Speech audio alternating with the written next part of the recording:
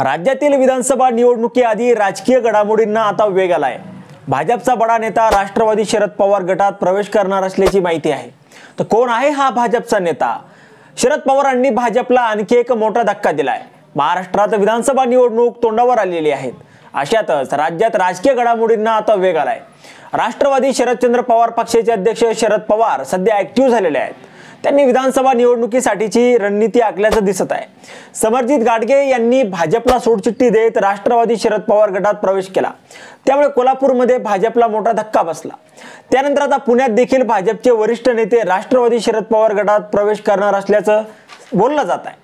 गणेशोत्सवातील एका कार्यक्रमात त्यांनी एक मोठी घोषणा केली आहे। पुणे जिल्ह्यातील इंदापूरमध्ये देखील राजकीय उलथापालथ होण्याची शक्यता आहे।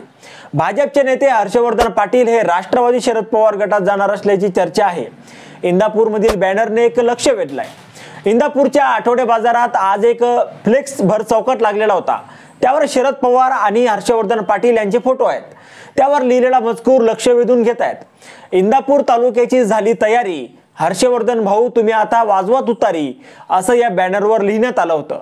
पुण्यातील वडगाव शहरीत भाजपला मोठा धक्का बसण्याची शक्यता आहे। माजी आमदार आणि भाजपचे नेते बापूसाहेब पठारे हे भाजपला रामराम करण्याची शक्यता आहे। पठारे यांची लवकरच घरवापसी होण्याची शक्यता आहे। बापूसाहेब पठारे गणपती मंडळाच्या कार्यक्रमातून हाती तुतारी घेणार असल्याचं त्यांनी स्पष्ट केलं आहे।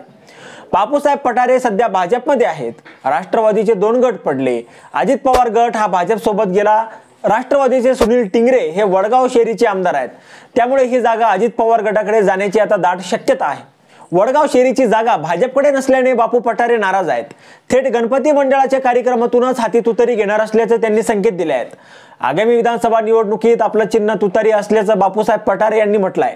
त्यामुळे पठारे हे लवकरच राष्ट्रवादी शरद पवार गटात प्रवेश करण्याची शक्यता आहे। आता यावर तुम्हाला काय वाटतं? तुमचं मत कमेंट बॉक्समध्ये लिहायला अजिबात विसरू नका। व्हिडिओ आवडला असेल तर जास्तीत जास्त शेअर करा आणि आतापर्यंत राजकीय तडका आपण आपल्या या चॅनलला सबस्क्राइब जर केलेलं नसेल तर चॅनलला सबस्क्राइब करा।